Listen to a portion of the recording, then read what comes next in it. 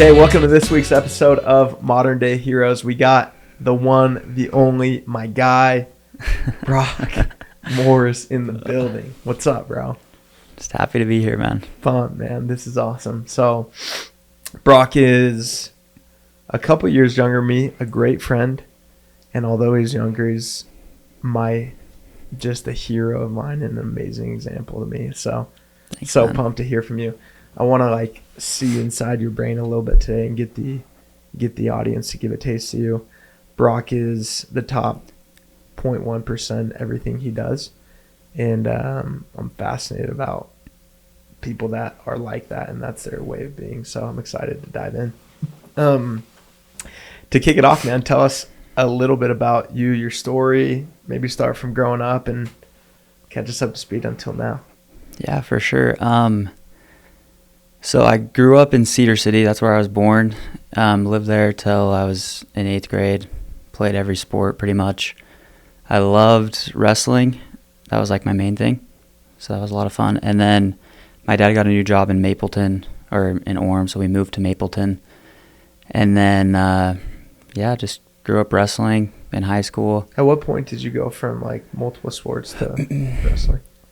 When I got a really bad concussion in football. I was just I What don't want age to was do that that? again. 7th grade, Okay. I think. And then you were Around all there. in just wrestling? Yeah. Okay. Yeah, I loved it.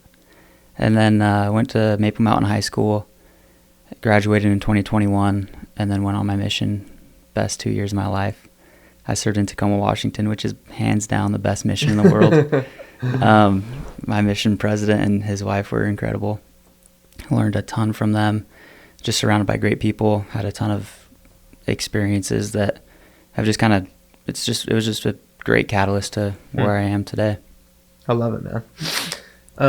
So a couple things that I want to dive deep into. So you start wrestling, becomes kind of fundamental to your high school years. Tell us how that evolved and what happened there. I know you were a state champ. Walk us through that process and kind of the story behind that. Yeah, so I feel like everything I've ever done in my life, I've always wanted to be the best at, and so I just make it hard on myself, is what it is. And so I had the goal to be a 4-time state champ. I was super small my freshman year and was wrestling guys that were way bigger and older and just better than me. I still did well at state. Then my sophomore year, Where'd you place? I placed 5th. Okay. And then my sophomore year, I was still super small, but a little bit bigger, which was better. And I guess my takeaway from the first year that I didn't accomplish my goal, because I was pretty devastated, because that's to be honest, what my life revolved around at the time. And so I just knew that I had to work harder and do everything more than everybody else was doing. Because I wasn't ever the most talented person ever. I would always have to, my routine in high school that year is I would wake up at 5:30, go work out at my coach's house, which was right around the corner, which was super nice. And then I'd go to school, and then I'd go to our regular high school practice, and then I'd often travel up to UVU to go to more college practices or one-on-ones with different people. And then that year, that was the most devastated I've ever been. I took second. I lost in overtime in the state finals to a kid that it was really good. It was awesome. But then my junior year, kind of the same mindset. But I wasn't as committed my junior year. I don't know what it was, but I ended up losing in the semis that year and took 3rd. And then my senior year, I had a new coach at high school who was a great guy, and just kind of had the same mentality that I had my sophomore year. But it was better for my team to wrestle up a weight class most of the year. So it was actually the worst year I've ever had. I was getting beat out of tournaments that I had won previously. It was pitiful. And then the senior or the state finals or state tournament comes around, and the week before, it was the strangest thing, because I would usually kind of get, the pregame jitters or the butterflies before I would compete in pretty much every wrestling match. But that week I was just so certain that I was going to win.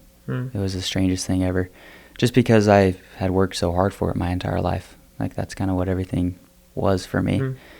And so I won the divisional tournament, so I was like seeded 1 or whatever, and had a good bracket.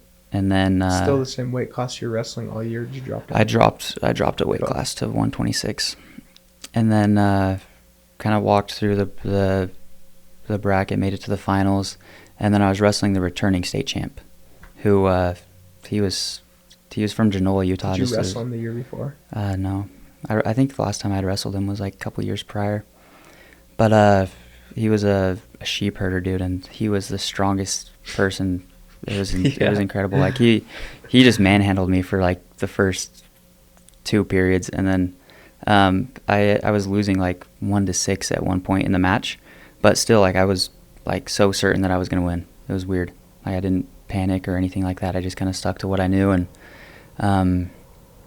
turns out that I was winning by 2 points, like 15 seconds left. He had a reversal, so it's all tied up going into overtime again. And like, my mind started flashing back to my sophomore year when I was like, geez, I've been here before and I failed. I don't want to do that again. And so I just adjusted to what I learned from my sophomore year and ended up winning. Wow. It was great. Was there a moment where fear set in there, or was it? No, never. Like, even when I was losing by 5 points, I was just like, well, shoot, this isn't ideal, but what do I do? Just keep going. Wow. That's all you can do. So, and by the way, for anybody that knows wrestling, knows in order to get first place championship in wrestling is unheard of and unbelievable. So it says a ton about you. Thanks, man. And congrats. It's awesome, dude. Then you go serve a 2-year mission. How did you translate that learning, that mindset, that mentality into what you did as a missionary? There's a quote by Dan Gable, who's a really, like, everybody knows him in the wrestling world. And he says that once you wrestle, everything else in life is easy. I love that quote. And so I would encourage everybody to wrestle, because you just learn so much. It builds discipline, so much character, hard work, everything. And so I thought that was a great foundation for my life. And going on a mission, I know a lot of people say that, oh, a mission's so hard. It's like the hardest years of my life. But for me, it was the easiest. I loved it, because there's a quote by President Nelson that says, joy has little to do with the circumstances of your life, but everything to do with the focus of your life. And so on my mission, I was just all in. I focused on the Savior every day. I helped other people come to Him, and I just loved every second of it. It was amazing. Where did the commitment come from to be all in? Because I think in order to be ultra successful in anything, what precedes that, like the first thing, is the commitment. And believe it or not, it's so rare to find people committed, whether it's mission, whether it's wrestling, whether it's work, or whatever they're doing.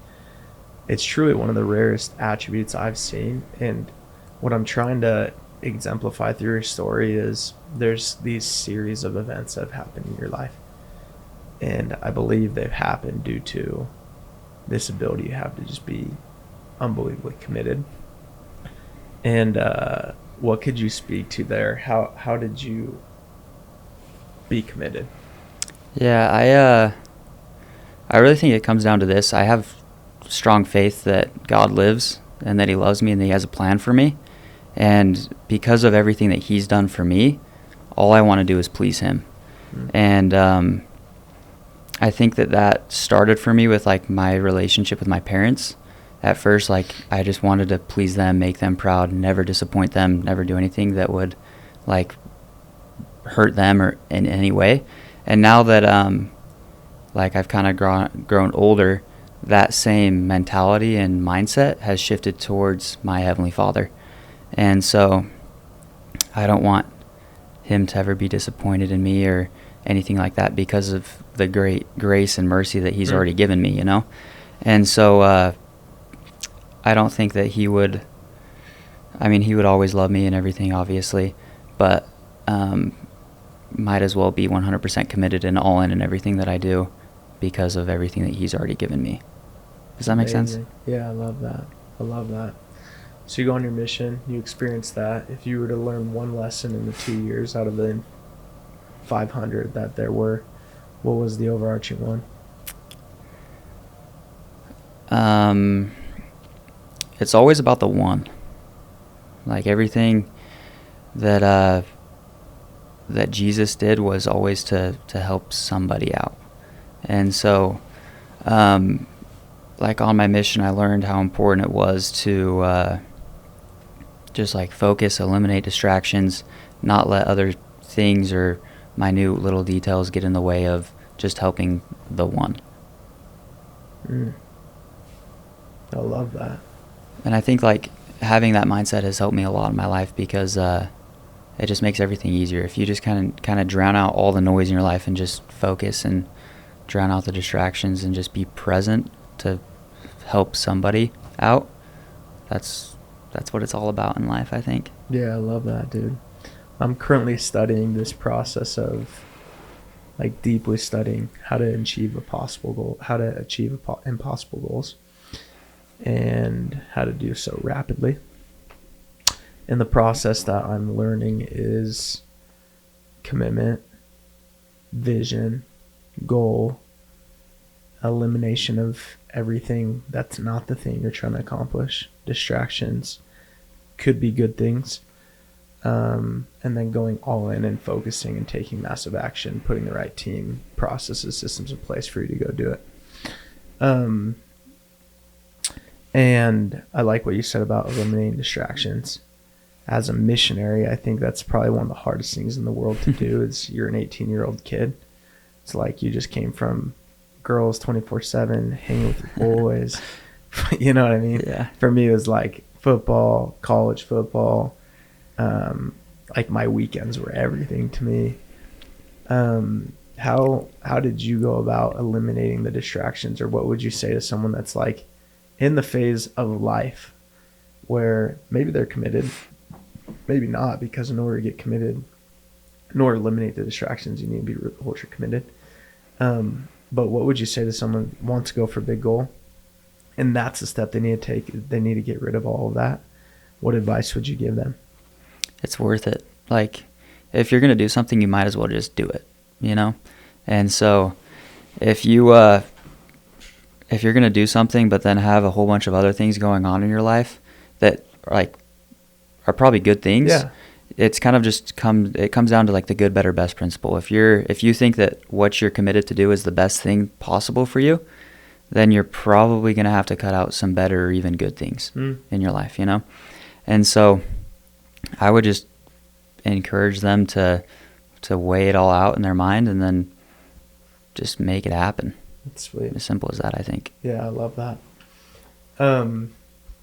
You come home from a mission. I basically cuff you down and make sure that you come out and do sales. That was like a month after my mission, right? Yeah, so Brock gets home from his mission. He is just as returned missionary as it gets, which is such a blessing. And those were the days. And I'm convincing him to come out and do door-to-door sales with my organization, which he eventually decides to do.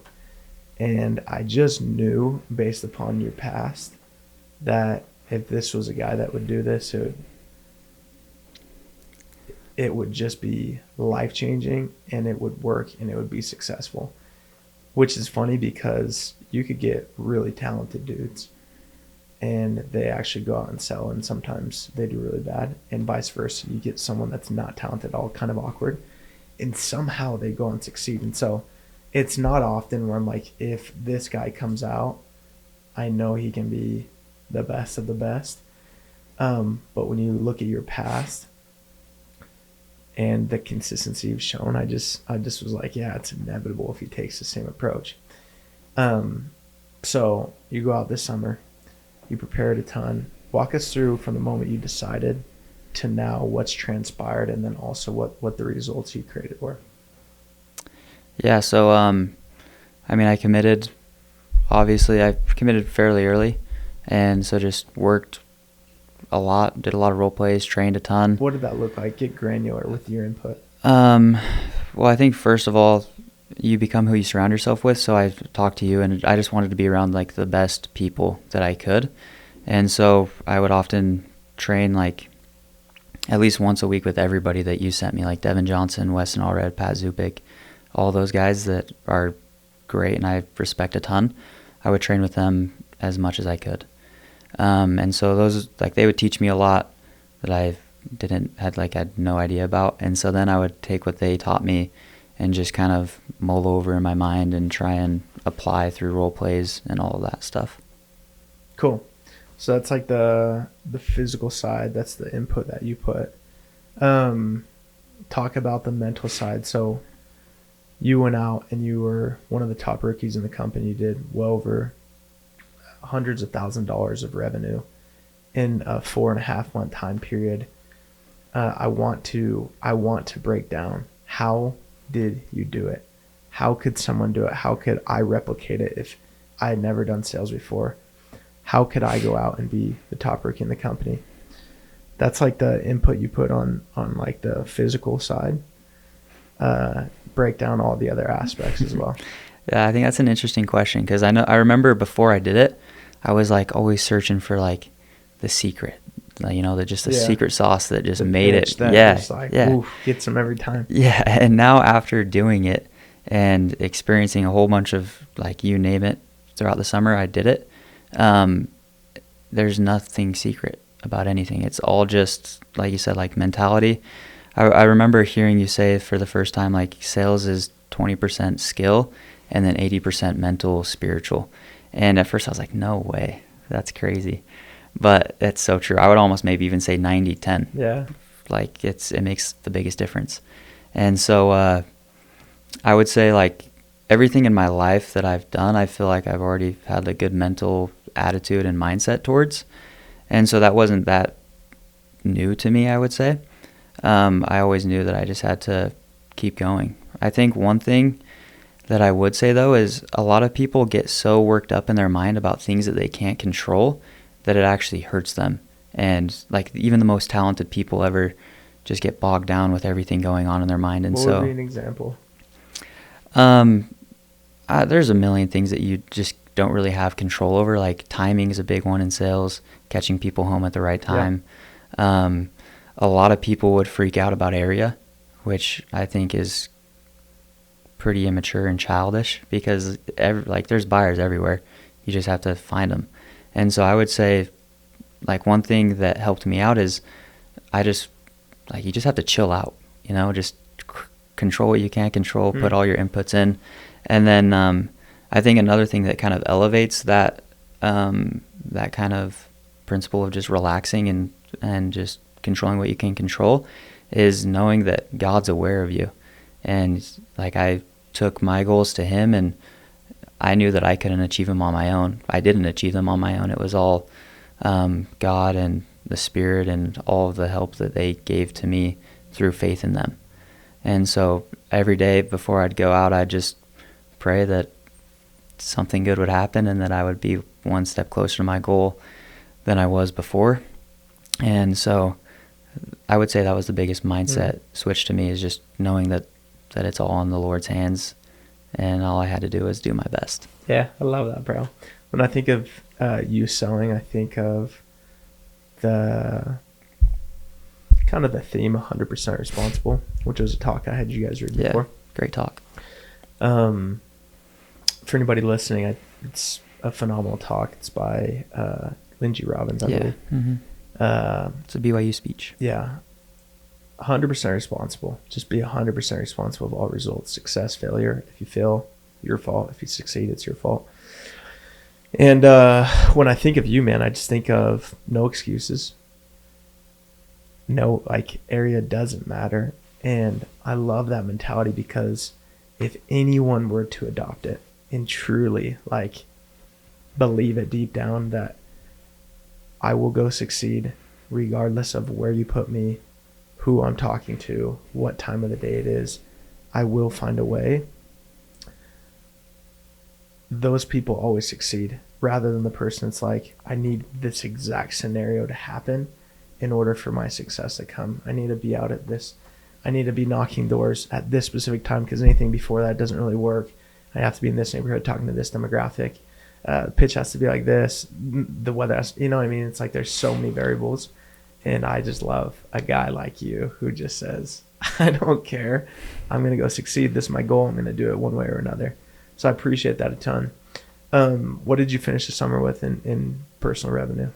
262K. Unbelievable, bro. Unbelievable. I'm proud of you. It's so cool to see what decisiveness, what commitment, what faith, work ethic, and accountability brings, man. And I'm so proud of you. So congrats for that. Thanks, Blake. For those that are getting in door to door, because that puts you in a spot where you're making six figures are you 21 yet? Yeah, 21. At 21 years old. And what happens when that happens, when I was 21 years old, and that happened to me, my vision for what's possible absolutely changed, because you now have like this moment where it's not a goal, it's been accomplished. And so you can continue to level up and level up and level up. So my question for you is, for someone who wants to do that, wants to go that route, at 21 years old, wants to have success like that, what principles, and let's say it's not even door to door, let's say it's anything, what principles could you tell them that benefited you in order to go make six figures as a 21-year-old? I think the number one principle would just be surround yourself with the best people possible. I was talking to one of my friends over the weekend who wants to make a lot of money in sales and is what at the time was just looking for like the best deal possible. But then I was like, dude, yeah, you can have a great deal, always out there, and but not make any money because you just aren't surrounded by good people that are going to allow you to make that kind of money. And so that's for sure the number one thing, just be around great people. I'm super grateful for Weston Allred and Devin Johnson and other guys on the team that just kind of took me under their wing and helped me to know what to do. And so that was great. And then the other thing was that I would offer and advice would be to just commit. There's, like I've already said, if you're going to do something, just do it all in. Just play full out, and you won't regret it, ever. And then the other thing would be everything just comes down to mentality, and so do hard things. I think that it's super easy to train and like develop skills and do all that stuff.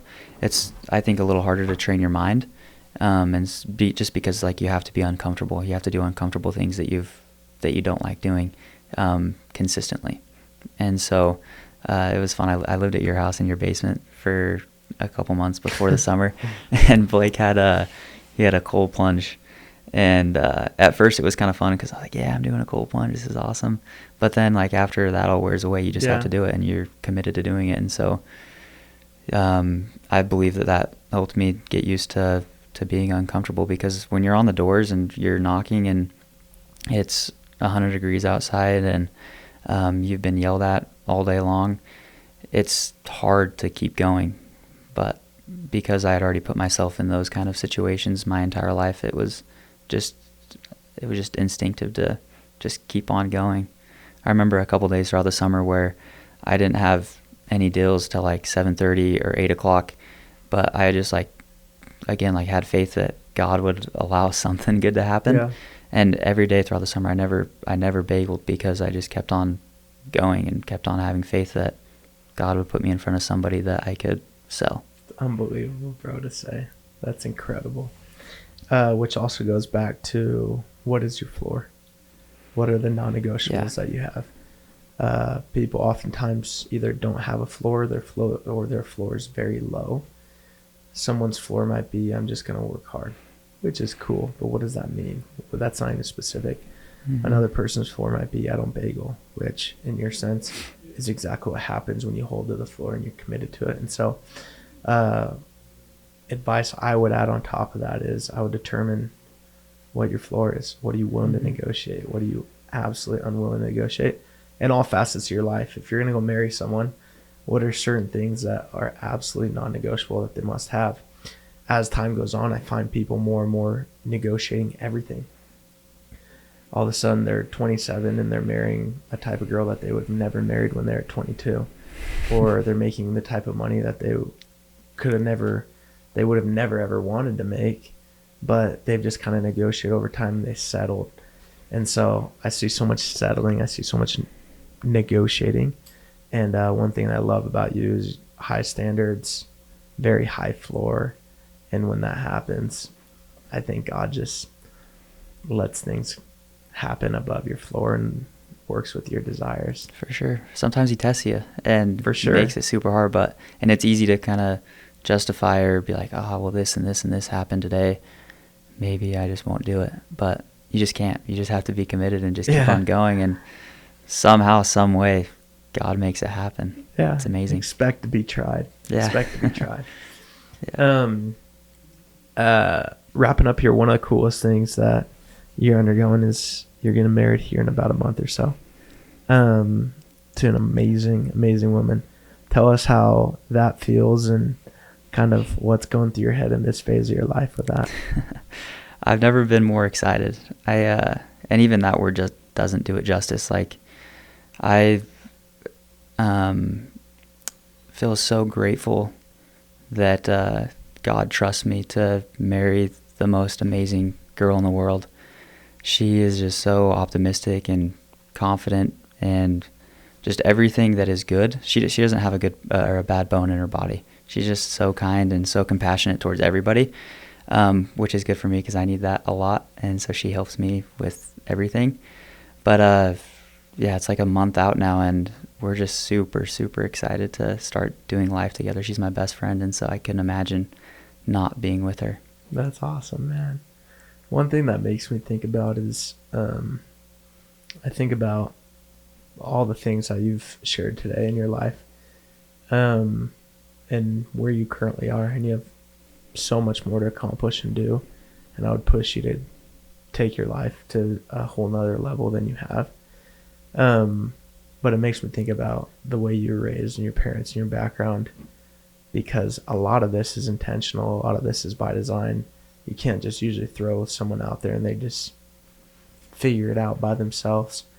What were things that were instrumental that your parents did to allow you to be where you're at today, which is not the end point, but where you want to continue to progress?